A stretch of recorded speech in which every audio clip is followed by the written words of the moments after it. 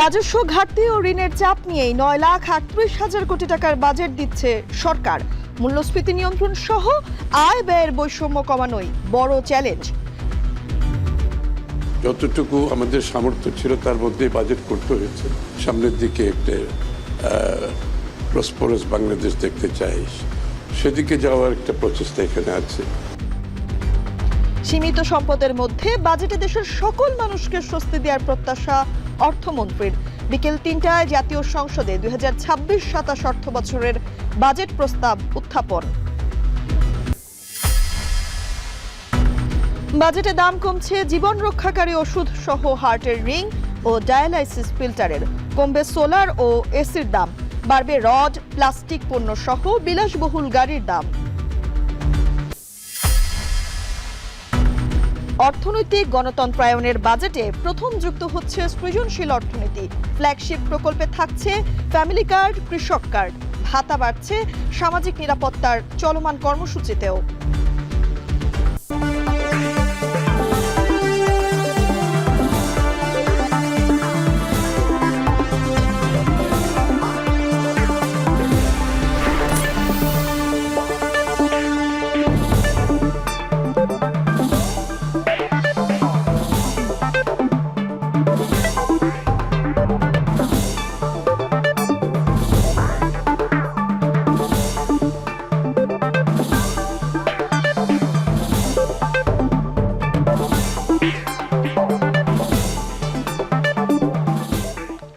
নতুন সরকার, নতুন বাজেট, গণতান্ত্রিক, মানবিক ও অন্তর্ভুক্তিমূলক অর্থনীতির অভিযাত্রা।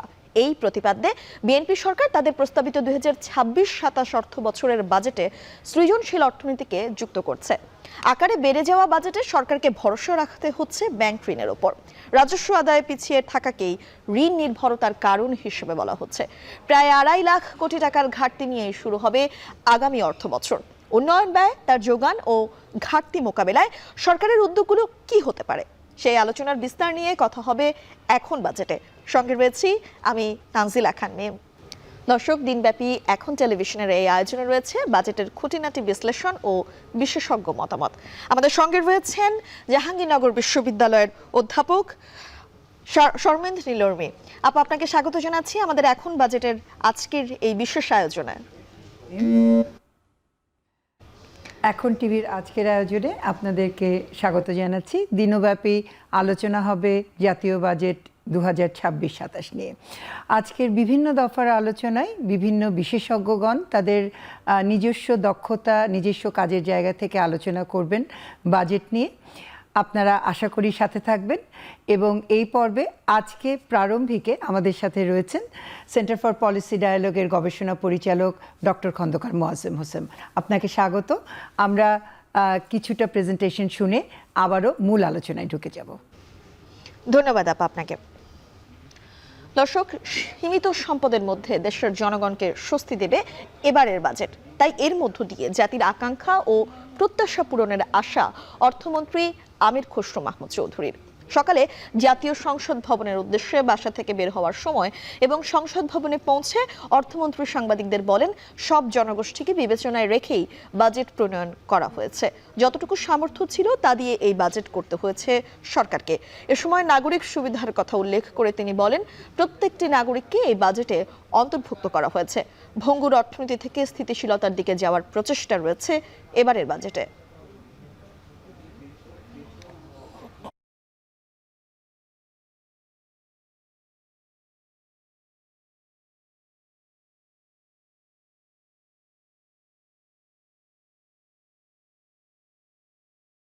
এই বাজেট স্বাভাবিকভাবে জনগণের প্রত্যাশা অনেক বেশি, এবং আমরা চেষ্টা করেছি সীমিত সম্পদের মধ্যে থেকেও বাংলাদেশের প্রতিটি জনগণকে মাথায় রেখে এই বাজেট দেওয়ার চেষ্টা করেছি।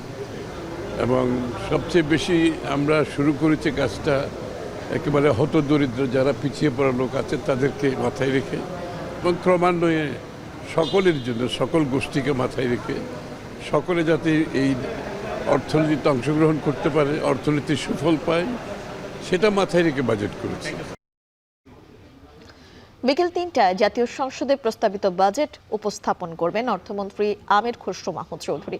এটি হবে সদ্য গঠিত বিএনপি নেতৃত্বাধীন সরকারের প্রথম এবং দেশের ইতিহাসে সবচেয়ে বড় বাজেট। এ বিষয়ে বিস্তারিত জানাতে সংসদ ভবন প্রাঙ্গণ থেকে যুক্ত হচ্ছেন সহকর্মী সাব্বির রোজ। রোজ, একটু জানাবেন মন্ত্রী পরিষদের বৈঠক কতক্ষণ নাগাদ চলবে এবং এই বৈঠকে কি কি বিষয় নিয়ে আলোচনা হচ্ছে?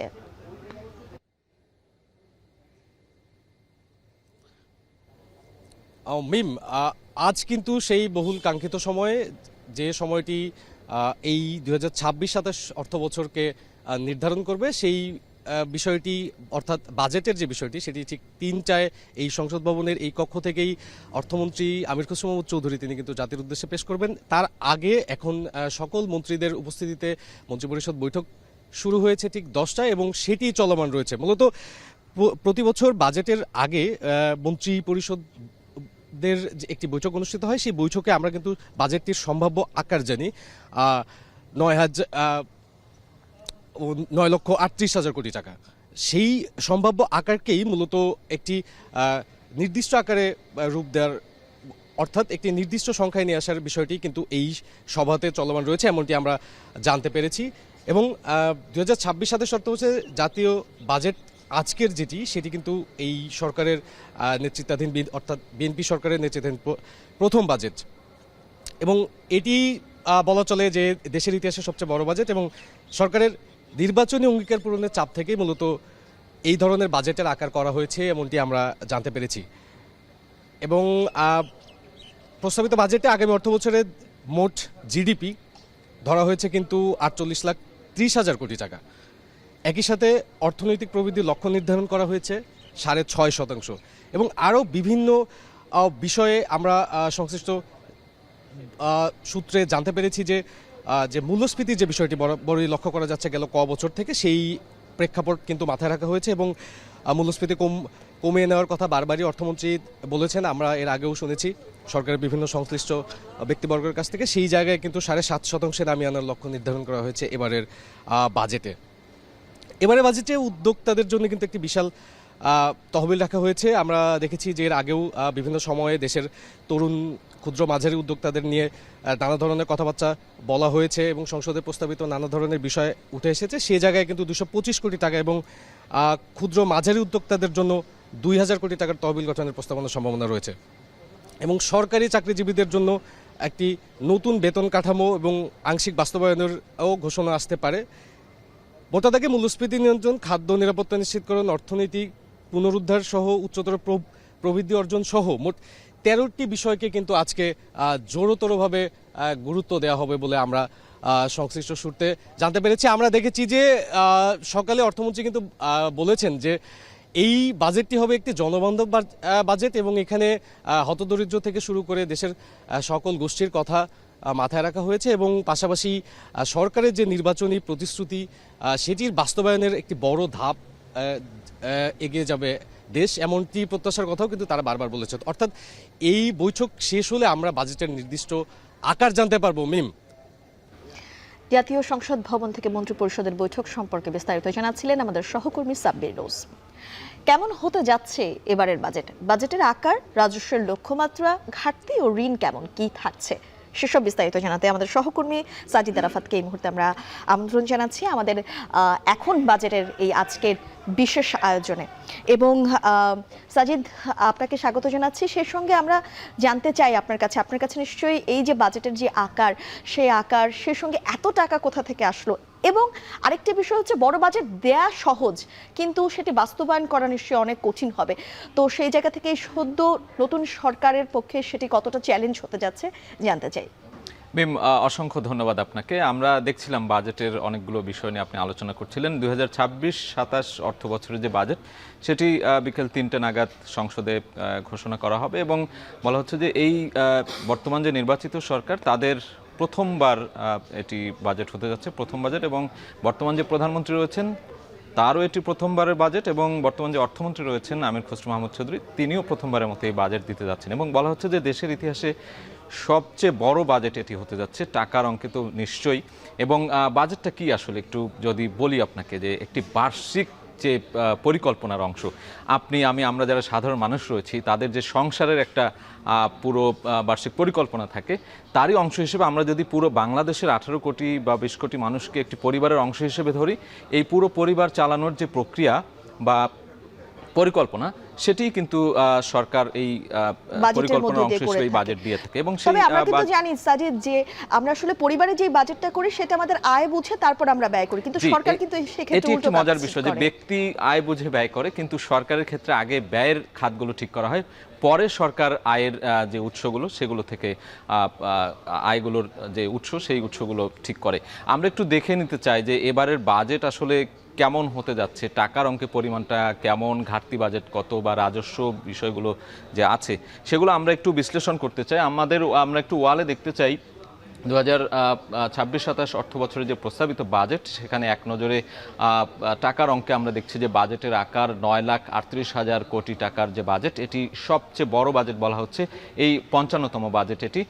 জিডিপি প্রবৃদ্ধির কথা বলছি আমরা 6.5% রাখা হয়েছে এবং মূল্যস্ফীতি 7.5% বলা হচ্ছে।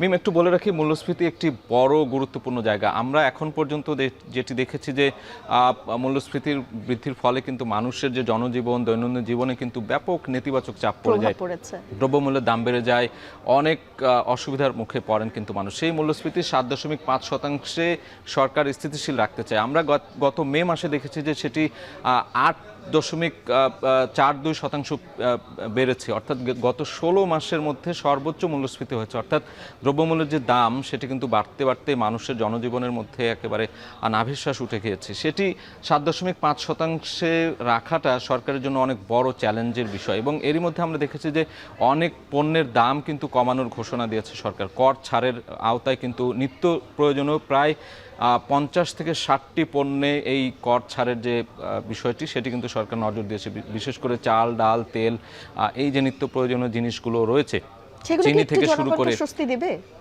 সেটি এখন চ্যালেঞ্জের বিষয়। আসলে দেখা যাক, সরকার এটি চেষ্টা করবে হয়তোবা মূল্যস্ফীতি জনগণের নাগালের মধ্যে রাখতে। সেটি কতটা বাস্তবায়ন হবে সেটি আসলে সময়ের ব্যাপার। আমরা আরেকটু দেখে যাই, রাজস্ব লক্ষ্যমাত্রা 6,95,000 কোটি টাকা এবং ঘাটতি 2,43,000 কোটি টাকা। এই যে ঘাটতি বাজেট, সেটি কিন্তু আমাদের মতো যে উন্নয়নশীল দেশ বা বাংলাদেশের মতো যে দেশগুলো রয়েছে সেগুলোতে প্রত্যেকটি দেশে কিন্তু ঘাটতি বাজেট হয়। আমরা দেখেছি যে প্রত্যেক বছরই অর্থ বছরে ঘাটতি বাজেট দিয়ে থাকে বাংলাদেশ সরকার। এবং এই ঘাটতি বাজেটের যে ঘাটতির যে টাকাগুলো সেটি আসলে কিভাবে আয় হবে, এখানে দুটি অংশ আছে। একটি হচ্ছে বৈদেশিক ঋণ এবং অভ্যন্তরীণ উৎস। বৈদেশিক ঋণ অর্থাৎ IMF থেকে শুরু করে বিশ্ব ব্যাংক, ADB, এই জায়গাগুলো থেকে কিন্তু সরকার ঋণ নিয়ে থাকে বা অনুদান আসে, সেটি একটা বিষয়। এবং আরেকটি বিষয় হচ্ছে যে ঘাটতি পূরণ করে থাকে ব্যাংক ঋণ। অভ্যন্তরীণ যে উৎসগুলো রয়েছে এর মূল একটি জায়গা হচ্ছে যে ব্যাংক ঋণ, এবং ব্যাংক ঋণ নিয়ে সরকার বিভিন্ন ধরনের পরিচালনা করে থাকে, বিভিন্ন ধরনের কাজকর্ম করে থাকে। তবে এটি আশঙ্কার বিষয় যে ব্যাংক ঋণ যদি বেশি হয়ে যায় সেক্ষেত্রে কিন্তু ব্যাংকে তারল্য সংকট কিংবা বিনিয়োগ কমে যাওয়া, এই বিষয়গুলো কিন্তু রয়েছে। অর্থাৎ এই ঘাটতি বাজেটটাই কিন্তু অনেক বড় চ্যালেঞ্জ সরকারের। রাজস্ব লক্ষ্যমাত্রার যে বিষয়গুলো, সেগুলো রাজস্ব তো সরকারের মূল যে আয় সেটি মূল লক্ষ্যমাত্রা, অর্থাৎ বিভিন্ন ধরনের কর, আয়কর থেকে শুরু করে যে মূল্য সংযোজন কর কিংবা আবগারি শুল্ক, নানান ধরনের রাজস্ব আদায়ের যে মাধ্যমগুলো রয়েছে সেখান থেকে এই লক্ষ্যমাত্রা পূরণ হবে। সেটির পরিমাণ আমরা 6,95,000 কোটি টাকা দেখছি। এবং তারপরেও 2,43,000 কোটি টাকা ঘাটতি থেকে যায়। সেই ঘাটতি বাজেট সরকার নিশ্চয়ই তার অভ্যন্তরীণ এবং বৈদেশিক যে উৎস সেগুলো থেকে আহরণ করবে। আমরা পরবর্তীতে আরও বেশ কিছু বিষয় রয়েছে, সেগুলো একটু দেখাতে চাই। আমরা পরের যে বিষয়গুলো রয়েছে, অর্থ বছর ভিত্তিক বাজেটের যে আকার সেটি আমরা দেখতে চাই। 2022-23 অর্থ বছরে আমরা দেখছি যে 6,78,064 কোটি টাকা বাজেট দেওয়া হয়েছিল। পরবর্তী সময়ে 2023-24 সেটি কিন্তু বেড়েছে আবারও, 7,61,000 কোটি টাকার বেশি বাজেট দেওয়া হয়েছে। 2024-25 অর্থ বছরে আমরা দেখছি যে 7,97,000 টাকার বাজেট দেওয়া হয়েছিল। তবে একটি মজার বিষয়, যখন অন্তর্বর্তীকালীন সরকার ছিল 2025-26 অর্থ বছরে যেই বাজেটটি দিয়েছিল তারা, সেখানে কিন্তু খানিকটা কমে গিয়েছিল। আমরা দেখছি যে সাধারণত কম দৃশ্য আমরা দেখি না, এটি আসলে। এবং আমরা যে বলছিলাম যে এবছরের বাজেট সবথেকে বড় আকারের বাজেট হতে যাচ্ছে, এটি কিন্তু আসলে সেই গ্রাফের মধ্য দিয়ে আমরা বোঝার চেষ্টা করছি। গ্রাফের মধ্যে আমরা দেখছি যে 2025-26 অর্থ বছরে যেটি ছিল 7,90,000 সেটি বেড়ে আসন্ন বাজেটে আমরা দেখছি যে 9,38,000 কোটি টাকার বাজেট, একটি অর্থ বছর ভিত্তিক এই যে 1, 2, 3, 4, 5 অর্থ বছরে আমরা দেখলাম সবচেয়ে বড় আকার কিন্তু আমরা এবার দেখতে পাচ্ছি। আমরা পরবর্তীতে আরও কিছু বিশ্লেষণ করতে চাই, পরবর্তীতে দেখব যে এবারে বাজেটে আসলে প্রবৃদ্ধির যে লক্ষ্যমাত্রা সেটি কি কেমন রয়েছে। আমরা 2022-23 অর্থ বছরে দেখছি যে 8% ছিল, 2023-24-এও সেটি অপরিবর্তিত 8% ছিল এবং 2024-25 অর্থ বছরে সেটি প্রবৃদ্ধির লক্ষ্যমাত্রা একটু নেমে আসে 7% এবং অন্তর্বর্তী সরকারের সময় 25-26-এ সেটি দেখলাম যে আমরা 6% ছিল। পরবর্তীতে আসন্ন যে বাজেট হতে যাচ্ছে সেখানে আমরা দেখছি যে প্রবৃদ্ধির লক্ষ্যমাত্রা ঠিক করেছে সরকার 7%। মোটা দাগে বাজেটের প্রবৃদ্ধির লক্ষ্যমাত্রার যে গ্রাফ সেটি আমরা দেখালাম। আরও কিছু পর্যালোচনা করতে চাই মিম, আমরা রাজস্ব বাজেটের বিষয়টি একটু দেখব। রাজস্ব আয় সরকারের লক্ষ্যমাত্রা যেটি এর আগেও বলছিলাম যে 6,95,000 কোটি টাকা, এটি বিভিন্নভাবে সরকার রাজস্বগুলো আদায় করে থাকে। আমরা যারা কর দেই, আয়কর দেই, মূল্য সংযোজন কর দেই, অনেক ধরনের বিষয় আছে সেই জায়গা থেকে। সেখানে কি এনবিআর এর আয়, এনবিআর বহির্ভূত আয় এবং কর ব্যতীত প্রাপ্তিগুলো যুক্ত? হ্যাঁ, এখানেও আরও কিছু বিষয় আমরা দেখছি যে এনবিআর এর আয় 6,04,000 কোটি টাকা, এনবিআর বহির্ভূত আয় 25,000 কোটি টাকা। এগুলো এনবিআর বহির্ভূত আয় কিন্তু অনেক ধরনের হয়ে থাকে। আমরা যে আপনি যাতায়াতের সময় গাড়িতে টোল দেন না যে সেতুতে, সেগুলো কিন্তু এখানে যুক্ত হয় এনবিআর বহির্ভূত যে আয়গুলো। কর ব্যতীত আয় প্রাপ্তি থেকে 66,000 কোটি টাকা আসবে। এই মোটা দাগে খাত যদি ধরে থাকি, এই খাত বিশ্লেষণ করে আসলে এই লক্ষ্যমাত্রা রাজস্ব বাজেটের 2026-27 অর্থ বছরে আমরা দেখতে পাচ্ছি এবং আরও কিছু বিষয় রয়েছে, আমরা সেটিও একটু দেখতে চাই। বাজেটে ঘাটতি ও ঋণ, যেটি বলছিলাম যে ঘাটতি বাজেট অনেক বড় চ্যালেঞ্জ। 2,43,000 কোটি টাকার ঘাটতি বাজেট আমরা দেখছি। সেখানে বলছিলাম যেটি যে বিদেশি উৎস থেকেও আয় করে থাকে সরকার, অর্থাৎ ঋণ নিয়ে থাকে, সেখানে 1,16,000 কোটি টাকা আসবে এবং অভ্যন্তরীণ উৎস থেকে 1,27,000 কোটি টাকা আসবে। ব্যাংক ঋণের যে কথাটি বলছিলাম 1,12,000 কোটি টাকা সেই অঙ্কটি, এবং সঞ্চয়পত্র এবং অন্যান্য উৎস অর্থাৎ সঞ্চয়পত্র থেকেও কিন্তু সরকার ঋণ নিয়ে থাকে। এটি মানুষের জমানো অর্থ, সেখান থেকেও কিন্তু সরকার 15,000 কোটি টাকা, 15,000 কোটি টাকা সেখান থেকে ঋণ নেবে। প্রস্তাবিত বাজেটে অগ্রাধিকার কি কি থাকবে এই বিষয়টাও একটু জানতে চাই আপনার কাছ থেকে। অগ্রাধিকারের জায়গায় আমরা দেখছি যে সকালে অর্থমন্ত্রী বলেছেন যে এটি সাধারণ মানুষ এবং তৃণমূল পর্যায়ের মানুষের কে সামঞ্জস্য রেখেই এই বাজেট ঘোষণা করা হবে। আমরা সেই বিষয়গুলো একটু রেখেছি এখানে, যে মূল্যস্ফীতি নিয়ন্ত্রণ এবং সামষ্টিক অর্থনীতিতে স্থিতিশীলতা আনাই সরকারের মূল লক্ষ্য, অর্থাৎ মূল্যস্ফীতি নিয়ন্ত্রণ একটি বড় চ্যালেঞ্জ সরকারের জন্য। এছাড়া আমরা দেখেছি যে সরকার নির্বাচনের আগে ফ্যামিলি কার্ড, কৃষক কার্ড এবং সামাজিক নিরাপত্তা বাড়ানোর মতো যে ঘোষণাগুলো সেগুলো দিয়েছিল এবং এবার কিন্তু এই বাস্তবায়ন শুরু কর্মসূচিতে তারা বেশ জোর দিচ্ছে সরকার। হ্যাঁ, এটি বেশ জোরালো হয়েছে এবং ফ্যামিলি কার্ড ইতিমধ্যেই বিতরণ করা শুরু হয়েছে, কৃষক কার্ড বিতরণ করা শুরু হয়েছে, উন্নত চিকিৎসা সেবা নিশ্চিত করা এবং শিক্ষা খাতের উন্নয়নে জোর দিচ্ছে সরকার। এবারে বাজেটে কিন্তু শিক্ষা খাত অন্যতম একটি অগ্রাধিকার পেতে যাচ্ছে। ব্যাংক, পুঁজিবাজার সহ আর্থিক খাতে ভারসাম্য এবং শৃঙ্খলা ফেরানো সরকারের একটি মোটা দাগে বড় অগ্রাধিকার, এবং নতুন বিনিয়োগ, উদ্যোক্তা তৈরি, দেশ বিদেশে কর্মসংস্থান সৃষ্টিও সরকারের মূল যে অগ্রাধিকার। কিন্তু অনেক বেশি জোরালো হচ্ছে সরকার। সাজিদ, আপনাকে ধন্যবাদ আমাদের সঙ্গে এই আয়োজনে যুক্ত হবার জন্য। অসংখ্য ধন্যবাদ। দর্শক, আমরা দেখছিলাম সাজিদ আরাফাতের বাজেট বিশ্লেষণ। সেখানে তিনি বলছিলেন প্রস্তাবিত বাজেটে অগ্রাধিকারে কি কি থাকবে, মূল্যস্ফীতি নিয়ন্ত্রণ ও সামষ্টিক অর্থনীতিতে স্থিতিশীলতা, সেটা কিভাবে নিশ্চিত হবে এবারের বাজেটে, সেই বিষয়টি নিয়েই জানতে চাই। আমরা আবারও চলে যাচ্ছি, আমাদের আরেকটি স্টুডিওতে রয়েছেন জাহাঙ্গীরনগর বিশ্ববিদ্যালয়ের অধ্যাপক শর্মেন্দ্র নীলর্মী, তার সঙ্গে। ধন্যবাদ মিম।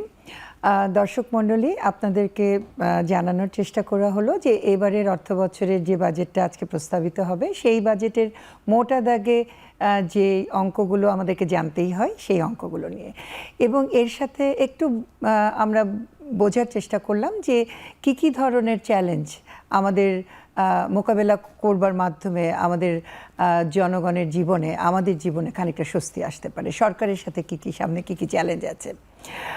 আমি এইবারে আমাদের শুরুতেই, আজকে দিনব্যাপী আলোচনার শুরুতেই আমার সাথে রয়েছেন doctor Khondaker Golam Moazzem, centre for policy ডায়ালগের গবেষণা পরিচালক। আমি মোয়াজ্জেমের কাছে জানতে চাচ্ছি যে এক তো হচ্ছে প্রায় 30% ঘাটতি বাজেট, এর মধ্যে অভ্যন্তরীণ এবং আন্তর্জাতিক বিভিন্ন ধরনের চ্যালেঞ্জ রয়েছে। আমার সামষ্টিক অর্থনীতির একেবারে সংকুচিত শুধু বলবো না, এক ধরনের সিস্টেম্যাটিক এক ধরনের সমস্যা আমরা ভুগছি। এই মোকাবেলা করে এই বাজেট কতটুকু বাস্তবায়নযোগ্য বলে আপনি মনে করছেন, এবং সাথে সাথে যদি একটু আমরা ধারণা পেতে পারি যে আমাদের জন্য কিভাবে এই বাজেটটা স্বস্তির জায়গা নিয়ে আসবে?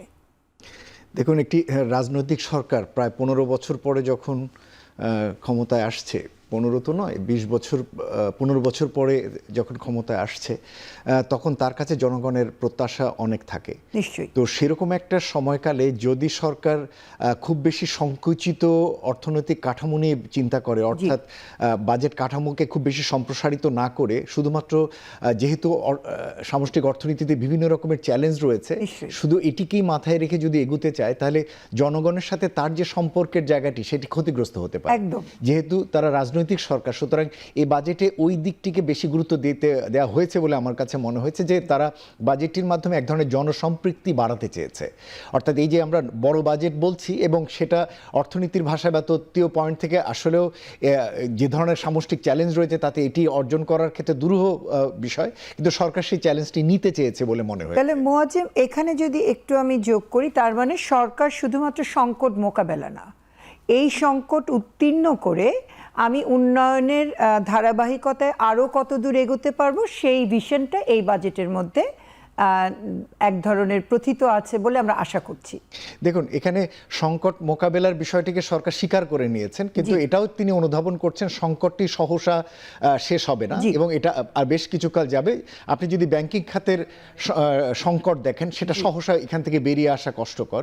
আপনি যদি মূল্যস্ফীতির যে চ্যালেঞ্জ যাচ্ছে বহিস্থ কারণে, এটা সহসা এখান থেকে বেরিয়ে আসার চ্যালেঞ্জ কম। শুধু কিন্তু এগুলোর জন্য যদি সরকার বসে থাকেন, তাহলে জনগণের সঙ্গে তার একটা দূরত্ব তৈরি হবে। সেই জন্য সরকার যে কাজটি করছেন, আমার কাছে যেটি মনে হয়েছে, যে অনেক বেশি কর ছাড় দিয়ে বিনিয়োগকে সম্প্রসারিত করতে চাচ্ছেন, অনেক বেশি বিভিন্ন ধরনের পেশাজীবী গোষ্ঠীকে প্রণোদনা দিয়ে বিভিন্ন খাতকে উৎসাহিত করতে চাচ্ছেন, প্রণোদনা দিয়ে সরকারি খাতের কর্মচারী কর্মকর্তাদের সঙ্গে রাখতে চাচ্ছেন। ঠিক একইভাবে কৃষি খাত বা ইয়াং বা যুব যারা রয়েছে তারা যাতে উদ্যোক্তা হিসেবে সুযোগ নিতে পারে, তার জন্য বেশ কিছু বড় বড় ছাড় দেওয়ার সুযোগ রয়েছে। এইগুলো করে সে তার অ্যাটাচমেন্টটা বাড়াতে চেয়েছে। আমি যদি রাজনৈতিক প্রেক্ষাপটটা বোঝার চেষ্টা করি, সেই চেষ্টাটি রয়েছে। কিন্তু সেই তুলনায় যদি বলি যে সংস্কারকে অনেক বেশি এখানে লক্ষ্য রয়েছে কিনা, মনে হয়নি তা। আবার যে সমস্ত তথ্যপত্র রয়েছে সেই জায়গাগুলোতেও বেশ কিছু জায়গাতে ভেগনেস রয়েছে। যেমন আমি বলা হচ্ছিল যে ঘাটতি বাজেটটি ক্ষেত্রে এখানে দেখানো হচ্ছে যে হ্যাঁ, সরকার আগের বছরের থেকে এই বছর অভ্যন্তরীণ উৎস থেকে কম ঋণ করবেন, কিন্তু আমার কাছে মনে হয় আলটিমেটলি দেখা যাবে যে বিদেশি উৎস থেকে যে টার্গেট করা হয়েছে, প্রায় দ্বিগুণের চেয়ে বেশি টার্গেট করা হয়েছে ঋণ করবেন, সেটি হয়তো এতটুকু হবে না। অভ্যন্তরীণ উৎসের উপরে সরকারের নির্ভরতা হয়তো আরও বাড়বে। সেক্ষেত্রে সেইটা বাড়লে বেসরকারি খাতের জন্য যে ঋণ দরকার হবে, সেই ঋণটি বেসরকারি খাত না পেলে সে কীভাবে বিনিয়োগ করবে, সেইটা কীভাবে কর্মসংস্থানে রিফ্লেক্ট হবে। আমি গত পরশুদিন একটা অনুষ্ঠানে বলছিলাম যে এই সরকার যেন না ভাবে যে তার কার্যক্রমই তার জনভিত্তির একমাত্র উৎস। তার কার্যক্রমে একটা বড় জায়গা হতে পারে যে বেসরকারি খাতে যদি সে বিনিয়োগের সুযোগ সৃষ্টি করতে পারে, এসএমই খাতকে যদি আনবার মতো সুযোগ সৃষ্টি করতে পারে, সেই ধরনের অবকাঠামো বা বিনিয়োগ সহায়ক পরিবেশ দিতে পারে, তাহলে সেটাই বরঞ্চ সরকারের জন্য একটা বড় টার্গেট হওয়া উচিত, যে জনভিত্তি তৈরি করা বা কর্মসংস্থান তৈরি করা।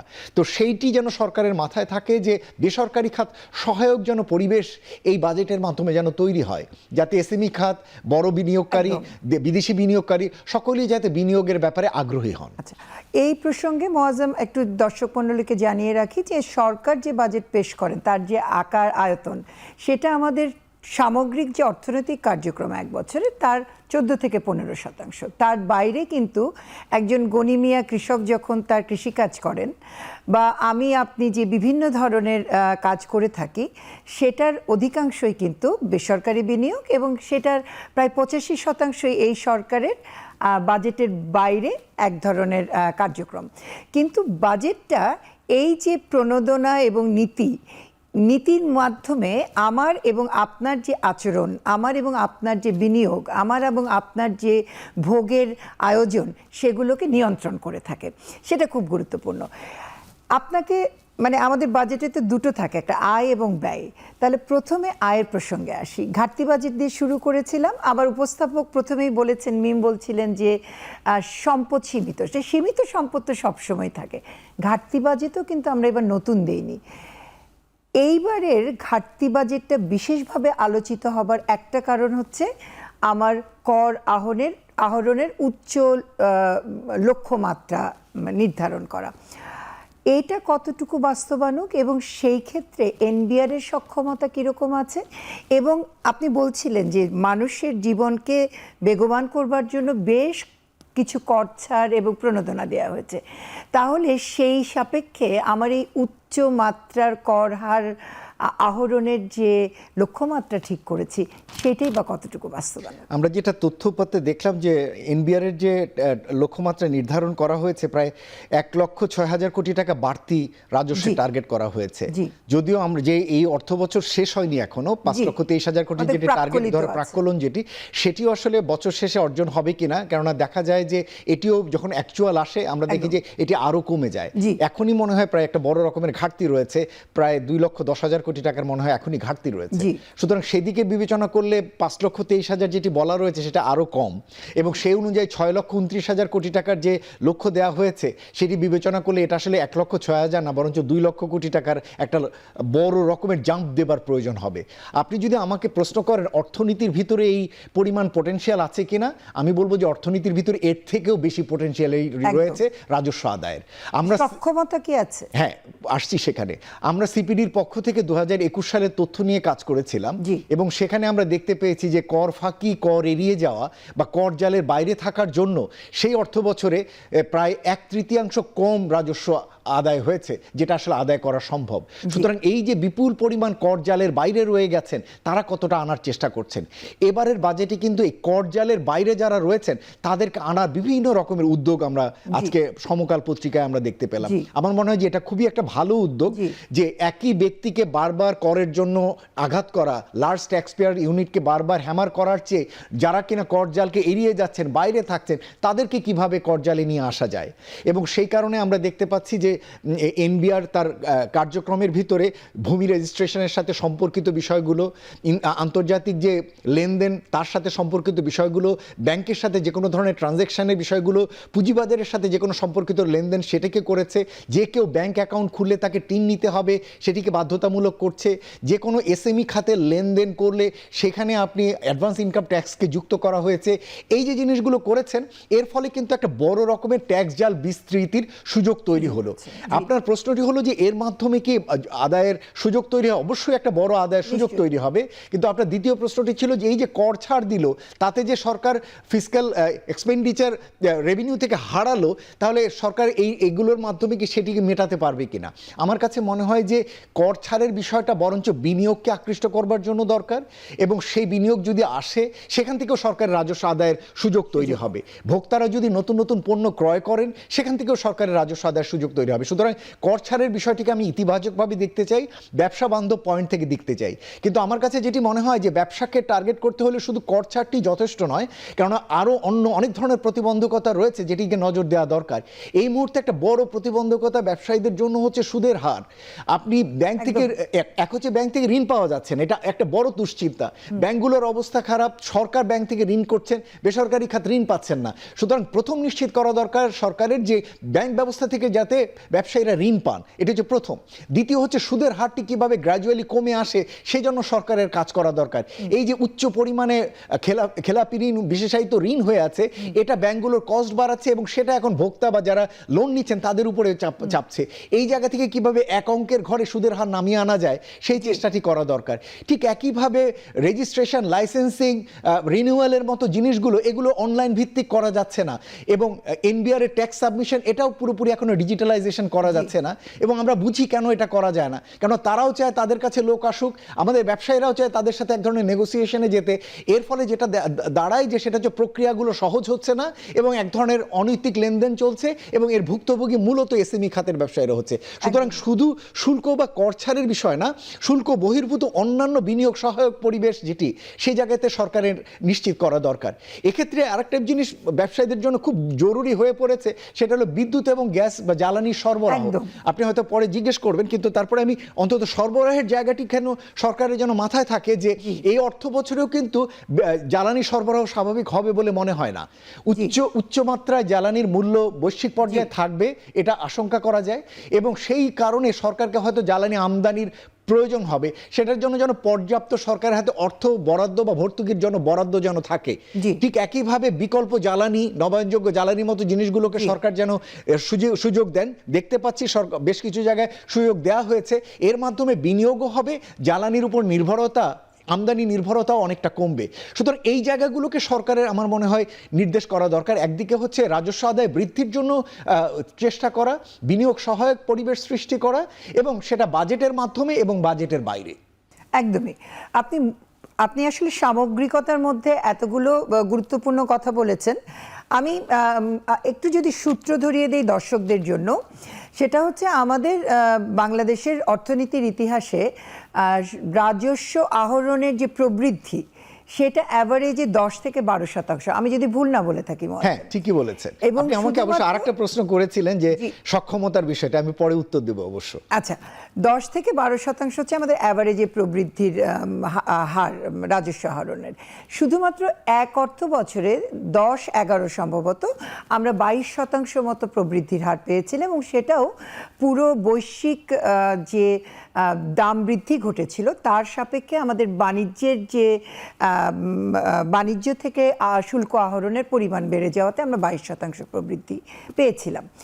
এবারে এটা কিন্তু 40%-এর উপরে টার্গেট আছে, ফলে আশঙ্কার জায়গা থাকে। কিন্তু আপনি খুব সুন্দরভাবে বলেছেন যে আমার শুধুমাত্র কর জাল বিস্তৃত করা না, আমি কর দেবার মতো আয়োজন তৈরি করতে পারছি কিনা বিনিয়োগের মাধ্যমে। বিনিয়োগ করলে না আমি কর আয় করতে পারবো এবং কর যোগ্য হয়ে উঠব, সেটাও খুব গুরুত্বপূর্ণ। তবে যারা এখনো পর্যন্ত টিআইএন আছে কিন্তু দিচ্ছেন না, এরকম কিন্তু টিআইএনধারীদের মধ্যে 82% মানুষ, এবং তাদের অধিকাংশই ধরেন জিরো সাবমিশন বা ন্যূনতম ট্যাক্সের আওতায় পড়তে পারেন। সেই ক্ষেত্রে তাদের কাছে পৌঁছানো একটা খুব গুরুত্বপূর্ণ ব্যাপার।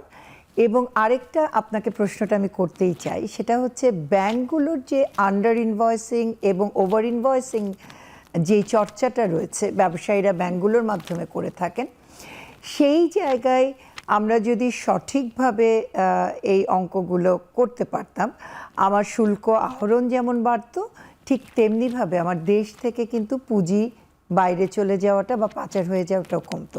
এই বিষয়ে যদি আপনি একটু বলেন। না, ঠিকই বলেছেন। প্রথমত হলো যে আপনি আরেকটি আগের প্রশ্ন করেছিলেন যে সরকারের রাজস্ব আদায়ের সক্ষমতা, এনবিআর এর সক্ষমতা আছে কিনা।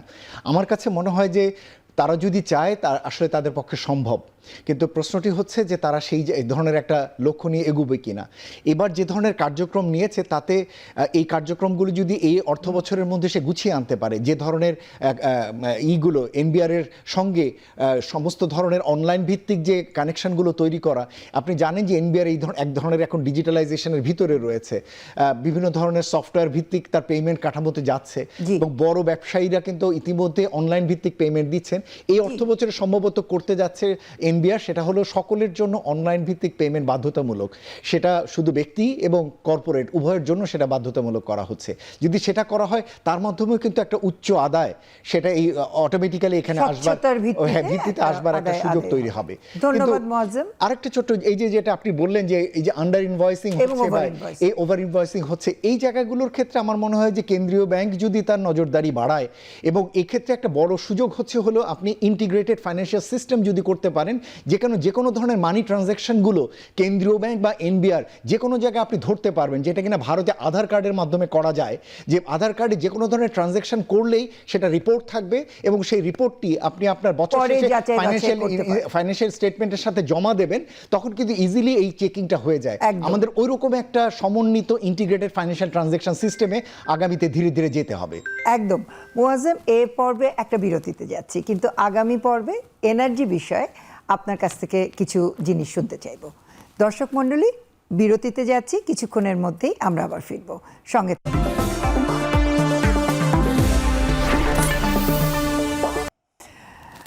দর্শক মণ্ডলী, আপনাদেরকে আবারও শুভেচ্ছা জানাচ্ছি। সাথে আছেন ডক্টর খন্দকার মোয়াজ্জেম হোসেন। মোয়াজ্জেম, আলোচনায় ফিরছি। এবারে একটু জানতে চাচ্ছি যে এই বাজেটে, প্রস্তাবিত বাজেটে যতটুকু শুনছি যে নবায়নযোগ্য জ্বালানিকে উৎসাহ দেওয়ার জন্য বেশ কিছু কর কাঠামো, কর ছাড় দেয়া, বেশ কিছু প্রণোদনা থাকছে এবং এটা খুব উৎসাহব্যঞ্জক এবং আমরা ধারণা করছি এই জায়গা থেকেই ছাড়টা দেওয়া হচ্ছে যে আমাদের যে জ্বালানির যে চাহিদা রয়েছে, যেটা আমরা মেটাতে পারি না, বিশেষ করে ব্যক্তি এবং ব্যবসায়ী পর্যায়ে যে জ্বালানির সংকটগুলো দেখা যায় উৎপাদনে, সেখানে ব্যক্তি বিনিয়োগকারীরা নবায়নযোগ্য জ্বালানি ইনস্টল করবেন, সেখান থেকে উৎপাদন করবেন, কৃষকরা সোলার এনার্জি ব্যবহার করবেন, গাড়িতে ইভি ইলেকট্রিক্যাল ভেহিকেল আসবে, কম দামে মানুষের হাতে পৌঁছাবে।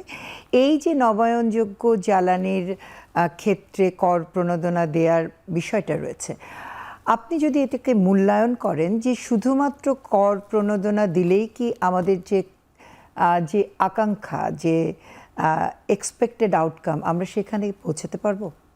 প্রথমে এই জিনিসটা একটু বলা দরকার যে আমরা এক সপ্তাহ আগে ফিসক্যাল ডিসক্রিমিনেশন অর্থাৎ রাজস্ব বৈষম্য, নবায়নযোগ্য জ্বালানি এবং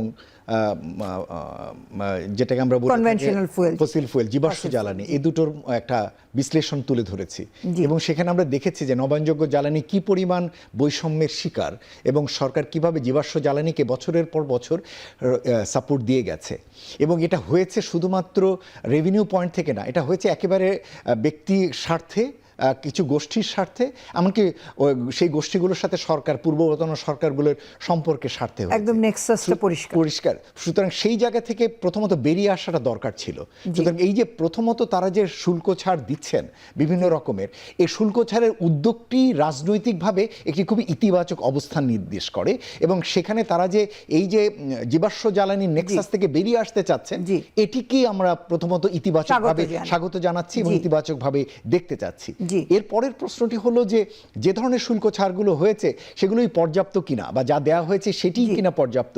সেখানে আমরা দেখতে পাচ্ছি যে সোলারের জন্য যে সমস্ত বিষয়গুলো, সেগুলোকে শুল্ক কমিয়ে আনা হয়েছে, প্রায় শূন্যের কাছে নিয়ে আসছে, কিন্তু ব্যাটারির শুল্ক আবার কমানো হয়েছে, কিন্তু এখনও একটা উচ্চ পর্যায়ে ব্যাটারির শুল্ক রাখা হয়েছে। আমাদের একটা যেটা প্রত্যাশা থাকবে সরকারের কাছে, যে সাপ্লাই চেইন মাথায় রেখে যেন সরকার শুল্কগুলোকে রিভিশন করেন। সেটা কিন্তু অনেকখানি হয়েছে, কিন্তু ব্যাটারি তো খুবই গুরুত্বপূর্ণ। হ্যাঁ, আমি এই বছর পরপরই প্রায় বদলাতে। এই কারণে এই কথাটি বললাম যে এখন যে ধরনের সুবিধাগুলো দেওয়া হচ্ছে সেটা হয় উৎপাদন পর্যায়ে অথবা বিতরণ পর্যায়ে, কিন্তু এই যে মাঝখানের যে প্রসেসিং, রিসাইক্লিং বা এর মাঝখানের যে জিনিসগুলো যেটার সাথে ব্যাটারি যুক্ত, এই জায়গাগুলোকেও কিন্তু সরকারকে মাথায় রাখা দরকার। একটা বাসায় হয়তো তিনি রুফটপ সোলারে করতে চান, কিন্তু তিনি যদি ব্যাটারির সুবিধাটা পান, তাহলে তিনি দেখেন যে তার জন্য ব্যবসায় ওটা লাগানোটা তার জন্য পড়তা হয়, যেটা আমরা বাংলায় বলে থাকি, তার জন্য কস্ট ইফেক্টিভ হয়। সুতরাং আমি বলবো যে বাকি যে অংশগুলো রয়েছে একটা সাপ্লাই চেইনের, রিনিউয়েবলের ক্ষেত্রে, যেটার মধ্যে ব্যাটারি একটা গুরুত্বপূর্ণ, ইনভার্টার একটা গুরুত্বপূর্ণ দিক, এবং আদার যে সমস্ত raw materials, pillars and other যেগুলো রয়েছে, এবং পাইপ, ওয়্যারস, এগুলোর উপরে যাতে কোনো রকমের শুল্ক কাঠামোগুলোকে যাতে একেবারে নমনীয় পর্যায়ে নেওয়া হয়, এটা হচ্ছে প্রথম দরকার, এটা প্রথম। কিন্তু এগুলো হওয়াটাই কি পর্যাপ্ত? এটা হলে যেটা হবে সেটা হলে এক ধরনের ইতিবাচক মেসেজ যাবে বিনিয়োগকারীদের কাছে এবং ব্যাংকারদের কাছে। দেখুন, অনেকেই এখন এগুলোতে যেতে চান, কিন্তু ব্যাংকের কাছে গেলে ব্যাংক ঋণ দিতে চান না, অথবা ইপিসি কন্ট্রাক্টররা এই সমস্ত জায়গায় আগ্রহ দেখান, কিন্তু বিনিয়োগকারী পান না। যখন এই ধরনের একটা ভালো সুবিধাজনক ফিসক্যাল স্ট্রাকচার যখন তার সামনে থাকবে, তখন আমরা মনে করি যে ব্যাংকাররা আগিয়ে আসবেন, বিনিয়োগকারীরা, দেশি বিদেশি বিনিয়োগকারীরা তখন বিনিয়োগের জন্য আগ্রহী হবেন। সুতরাং এটা একটা বড় পূর্ব শর্ত আমরা মনে করি, যে সাপ্লাই চেইন রিলেটেড যে ধরনের ডিউটিগুলো রয়েছে এগুলোকে নমনীয় করে আনা এবং বৈষম্যগুলো কমিয়ে আনা, সেটা আমার মনে হয় এবারের বাজেটে অনেকটা হবে। যেগুলো বাকি রয়েছে আশা করব যে আজকের মধ্যে অথবা বাজেট আলোচনার ভিতরে সেই জায়গাগুলোতে এটা অ্যাড্রেস হবে। তবে এই জিনিসটির সাথে মাথায় রাখা দরকার, এই জিনিসগুলো হলেই যে সাথে সাথে আমাদের এখানে যে আমরা জ্বালানির ক্ষেত্রে যে এখন যে সংকট যাচ্ছে সেখান থেকে কিন্তু বেরিয়ে আসতে পারবো না।